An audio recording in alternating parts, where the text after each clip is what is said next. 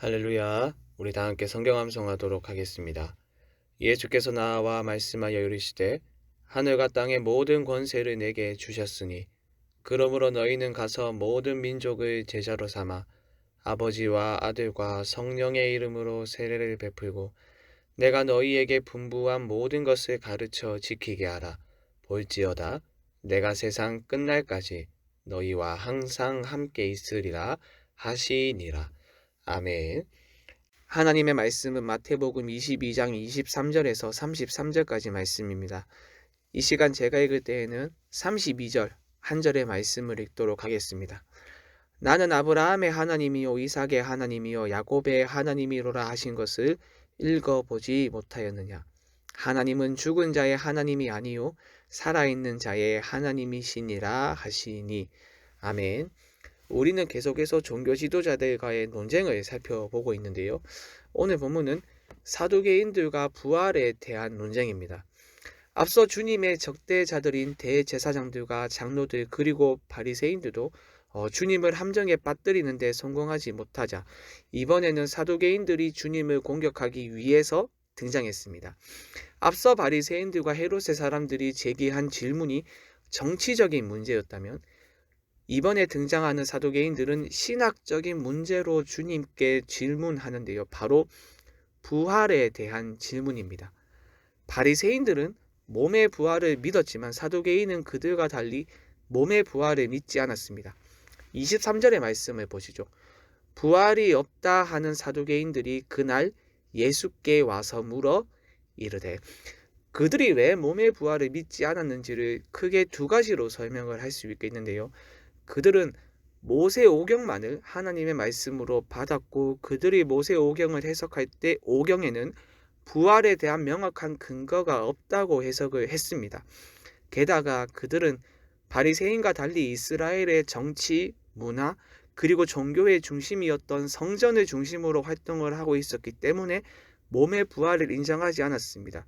왜냐하면 부활의 때에는 체제의 전복이 이루어지기 때문이죠. 그래서 그들은 죽음 이후의 세상보다는 현재 이 세상의 내부 문제에 커다란 관심을 쏟고 있었습니다. 한마디로 이야기를 하면 그들이 현재 가지고 있는 정치적인 입장을 어떻게 하면 더 확고히 할 수 있을까 하는 문제에 골똘했던 것이죠.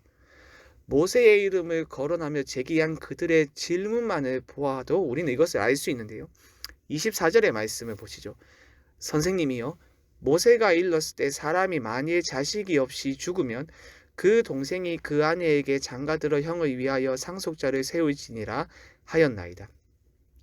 이들은 어떤 남자가 대를 이을 자녀를 남기지 않고 죽으면 그의 형제들이 그 남은 아내와 결혼을 해서 자손을 세워야 한다는 모세의 기록을 인용하며 주님께 물었습니다. 그들은 7명의 형제가 1명의 여자와 결혼한 것을 예로 들며 부활을 굉장히 우스꽝스러운 신앙으로 격화시키고자 하는데요. 25절로 28절의 말씀을 보시죠. 우리 중에 7형제가 있었는데 마지가 장가들었다가 죽어 상속자가 없으므로 그 아내를 그 동생에게 물려주고 그 둘째와 셋째로 7째까지 그렇게 하다가 최후에 그 여자도 죽었나이다. 그런즉 그들이 다 그를 취하였으니 부활 때의 7 중에 누구의 아내가 되리이까? 과연 부활이 있다면 부활 때의 7 남편 중에서 누가 아내의 남편이 될 것인지 극단적인 예를 통하여 예수님을 공경에 빠뜨리고자 하고 있습니다. 그런데 주님은 그들이 전혀 예상하지 못했던 답변을 하십니다. 29절의 말씀을 보시죠. 예수께서 대답하여 이르시되 너희가 성경도 하나님의 능력도 알지 못하는 고로 오해하였도다. 주님이 어떻게 반박하십니까? 주님은 성경의 근거와 하나님의 능력이라는 주제를 중심으로 답변을 하실 것을 예고하고 있습니다. 흥미로운 것은 우리말로 오해하였도다 라고 번역된 단어의 원어를 보게 되면 양이 길을 헤매는 모습을 묘사할 때 사용하는 단어입니다. 사두개인들은 모세오경의 본문을 해석하면서 잘못된 길로 들어섰던 겁니다. 그럼 그들이 왜 부활에 대해서 잘못 해석하고 있었던 것일까요? 성경을 제대로 알지 못했고 하나님의 능력도 알지 못했기 때문입니다.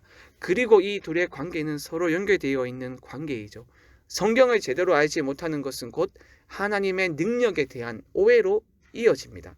주님은 부활 때 일어나는 두 가지 연결되는 사항에 대해서 말씀을 하십니다. 30절을 보시죠. 부활 때에는 장가도 아니 가고 시집도 아니 가고 하늘에 있는 천사들과 같으리라.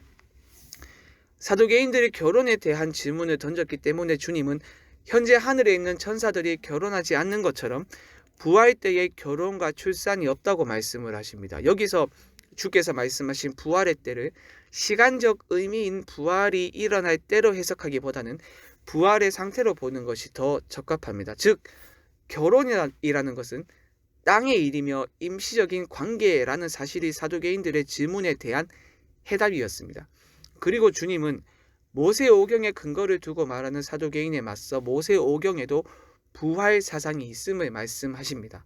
우리가 읽었던 말씀에서 주님은 출애굽기 3장 6절의 말씀을 인용하면서 다음과 같이 말씀을 하시죠. 나는 아브라함의 하나님이요 이삭의 하나님이요 야곱의 하나님이로라 하신 것을 읽어보지 못하였느냐.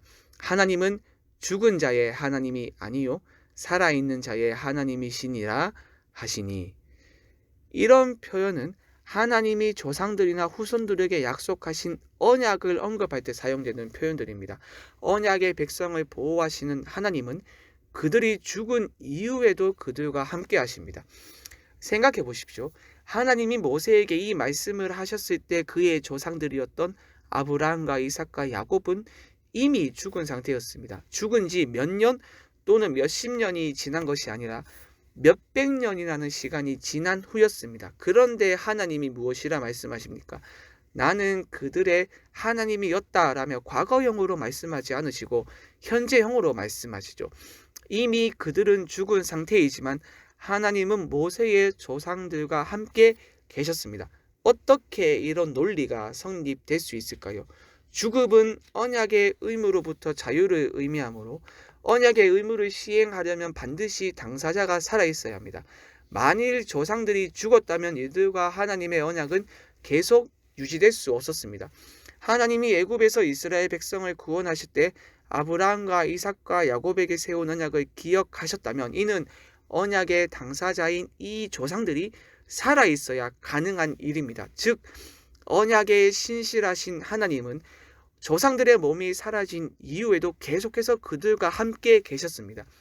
비록 이들의 몸은 썩어 뼈로 남아 있을지라도 마지막 날에 몸이 부활할 때까지 현재 살아있는 상태에서 하나님과의 언약 관계를 유지하고 있었습니다. 그래서 하나님은 더 이상 존재하지 않는 자들의 하나님이 아니라 살아있는 자들의 하나님입니다. 아브라함과 이삭과 야곱과 언약을 맺으신 하나님은 살아있는 그들과 언약 관계를 유지하고 계십니다. 주님의 말씀을 요약하자면 모세의 조상들이 비록 몸은 사라져버린 죽음의 상태에 있지만 언약의 신실하신 하나님의 능력으로 죽지 않고 지금도 살아있다는 겁니다. 주님의 가르침을 들은 무리는 놀랐습니다. 아마 사두개인들은 바리새인들과의 잦은 논쟁에서 지금과 같은 논리로 부활을 부인했을 것이고 바리새인들은 이들의 논리에 제대로 답을 하지 못했을 겁니다. 하지만 주님은 바리새인과 달랐습니다. 무리는 이전에 전혀 듣지 못했던 가르침을 듣고 놀랐습니다. 33절의 말씀을 보시죠. 무리가 듣고 그의 가르치심에 놀라더라. 사랑하는 여러분, 오늘 본문을 통해서 우리의 신앙을 돌아봅시다. 여러분은 몸의 부활을 믿으십니까? 그리고 더 나아가 자기 백성과 맺은 언약을 반드시 지키시는 하나님, 자기 백성을 끝까지 책임지시는 하나님의 신실하심을 믿으십니까? 하나님의 전능하심을 믿으십니까?